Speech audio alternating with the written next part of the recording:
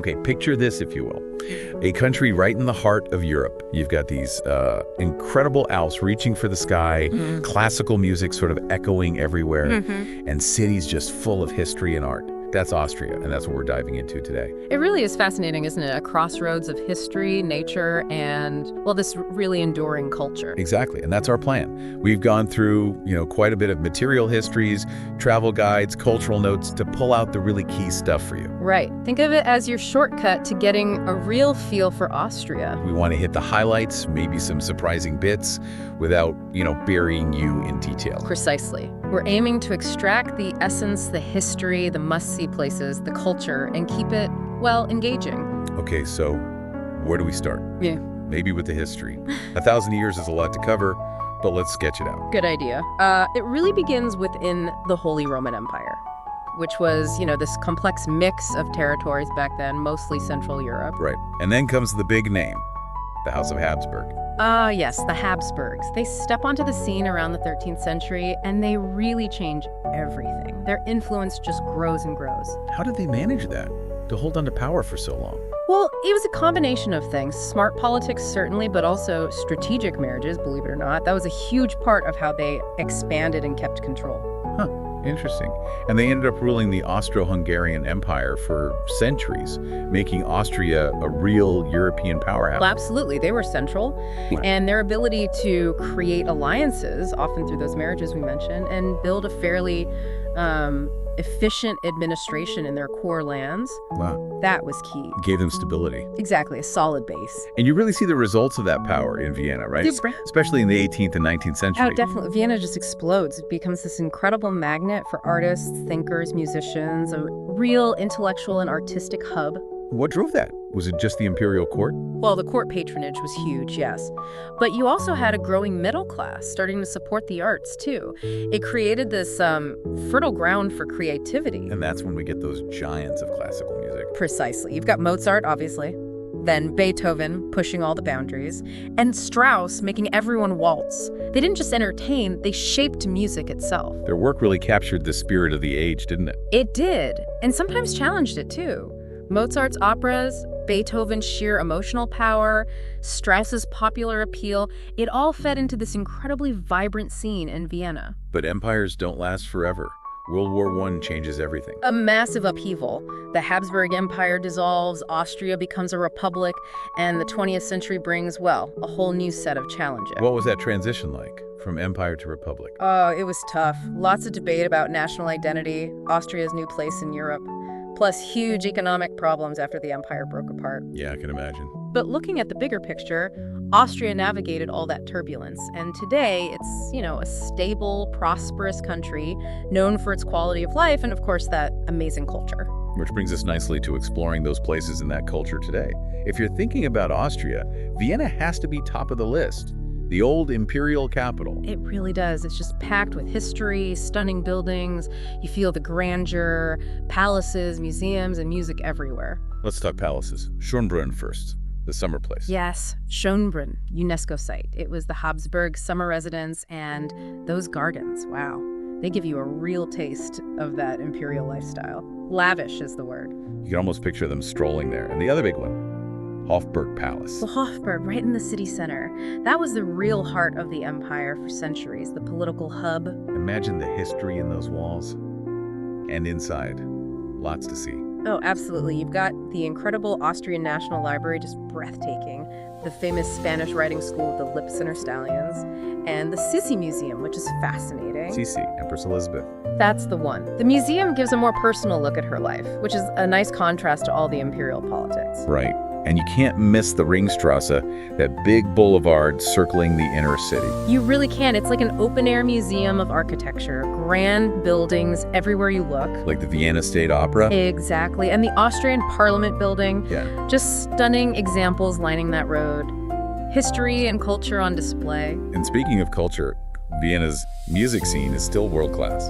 Undeniably. The Vienna Philharmonic Orchestra, the Vienna State Opera, they're global benchmarks for classical music.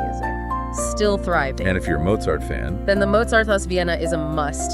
It's a museum dedicated to him right where he lived for a time. You get a real sense of his life and work there. Okay, so from Imperial Vienna, let's head west. to Salzburg, Mozart's birthplace. Yes, Salzburg. It has a different feel. That beautiful Baroque architecture everywhere and the Alps looming right behind the city. It's stunning. Baroque, so lots of ornate details, grand designs. Exactly. Drama, movement, quite decorative, and Salzburg really embodies that style. And overlooking it all is the fortress, right? Hohensalzburg Fortress. It dominates the skyline, looks incredible perched up there, and the views from the top are just, well, unbelievable. You see everything. Worth the climb, then. Definitely. It's amazingly well preserved for a medieval fortress, too. Gives you a proper glimpse back in time. And down in the city, Mirabell Palace. Ah, Mirabell Palace and gardens. So elegant. The gardens are perfectly manicured, very beautiful, and the palace itself is lovely neoclassical style. And Salzburg has another claim to fame for movie fans. Ah, yes. The Sound of Music. Many people visit just for that. You can find lots of the filming locations around the city and the surrounding area. It's become part of Salzburg's identity, really. Adds a certain charm. Okay, let's shift gears from cities to nature. The Austrian Alps. Oh, the Alps. Just spectacular. A paradise for anyone who loves being outdoors. Skiing, hiking. What are the key spots? Well, for skiing, places like St. Anton are world famous. For hiking, the whole region of Tyrol is incredible. And the lakes, like those in the Salzkammergut area, are just beautiful for scenery and relaxation. Lots of variety. Huge variety. And Innsbruck is a great city right in the middle of the Alps. Perfect base camp. Known for winter sports, but good year-round. Absolutely. Even outside the ski season, you've got things like the Golden Roof, that famous landmark, and the Alpine Zoo, which focuses on local wildlife. Plenty to do. And for serious nature lovers, national parks. The Hohe National Park is the big one. Huge protected area, amazing for summer hiking, spotting wildlife, really pristine alpine environment. Sounds incredible. You mentioned the Salzkammergut lakes. Mm. Any specific ones? Lake Wolfgang is very popular. Crystal clear water, mountains all around. Taking a boat trip there is just idyllic, really relaxing and scenic. Okay, now for something that looks like it fell off a postcard. Hallstatt. Hallstatt, yes. It's almost ridiculously beautiful, isn't it? Often called one of the most beautiful villages in the world. It's a UNESCO site too, right? On a lake, mountains. That's right. Right on Hallstatter Sea, surrounded by mountains. The little streets are incredibly charming to just wander through. And it has history too. Salt mines. Yes, very important salt mines historically. That's how the village became wealthy centuries ago. You can still visit them. And what's this about a bone house? Ah, the Ben House, or Bone House. It's quite unique. A small chapel containing hundreds of painted skulls. It's a historical tradition related to limited cemetery space. Definitely memorable. Intriguing, certainly. Okay, let's move downstream, along the Danube, the Wachau Valley. The Wachau. A beautiful stretch of the Danube River Valley, famous for its vineyards, its charming little villages, and castles perched on hillsides. Vineyards, so wine country. Definitely wine country, especially known for its white wines. And the scenery is just gorgeous. Rolling hills, the river, historic sites. Any standout sites? Melk Abbey is the big one, a huge, incredibly ornate Baroque monastery overlooking the river. It's absolutely stunning, a real architectural masterpiece. Wow, and the wine. Anything specific to try? The signature grape there is Gruner Veltliner, a crisp, aromatic white wine. It's really characteristic of the region. So, picture this. A boat trip on the Danube, sipping some Gruner Veltliner, castles drifting by. That's pretty much the perfect Wachau experience, yes. It combines the scenery, the history, and the local flavor. Very special. It sounds it. Yeah. Now, beyond the sights, let's talk culture more broadly. Music and art seem woven into Austria's fabric. They absolutely are. That heritage is alive and well. You can experience it through, say, a classical concert in Vienna, which is unforgettable, Right. or the famous Salzburg Festival in the summer. A huge arts festival, right? Exactly. Music, opera, drama, a major international event. But even just visiting the many art galleries and museums, you feel that deep artistic tradition. And we can't forget the food. Austrian cuisine. Definitely not. It tends to be quite substantial, hearty, comforting food. Reflects the history and the climate, perhaps? Okay, hit me with the classics. Wiener Schnitzel has to be first. Of course. The iconic breaded veal cutlet, fried perfectly. It's simple, Yeah. but so good when done right. And Tafelspitz. What's that exactly? Tafelspitz is boiled beef, typically served in its own broth, with root vegetables and often horseradish and applesauce. Sounds plain, but it's incredibly flavorful and tender. Emperor Franz Joseph's favorite dish, apparently. Ah, imperial tastes. And for dessert, Sachertorte. The legendary Sachertorte, that rich chocolate cake with the layer of apricot jam usually served with unsweetened whipped cream, a true Viennese institution. My mouth is watering already. Any others? Oh, yes. You have to try apple strudel, warm apple strudel, flaky pastry, often with vanilla sauce or ice cream, and Kaiserschmarrn. Kaiserschmarrn. That's the shredded pancake. That's the one. Light, fluffy, torn pancake pieces, dusted with sugar, usually served with a fruit compote like plum or apple. Delicious and fun to eat. Okay, sounds like you need to arrive hungry in Austria. Definitely advisable. So if someone is planning a trip, timing is key. When's the best time to go? Well, it really hinges on what you want to do.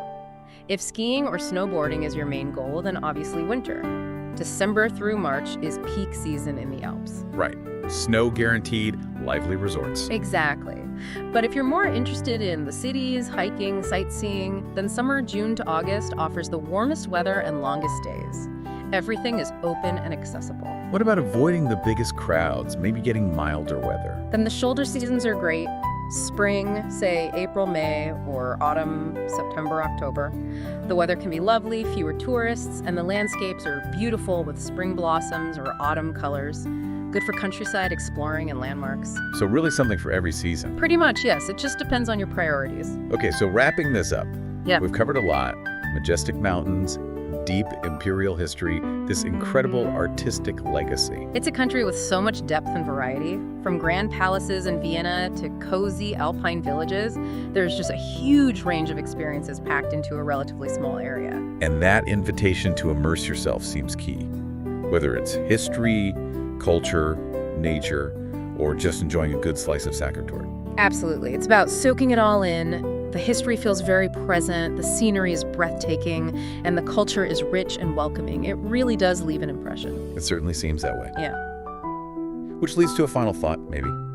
Austria has been at the crossroads of Europe for so long, seen so much history unfold. You have to wonder, looking forward, what new stories, what future chapters are waiting to be written in this land of beauty and culture. Something to ponder.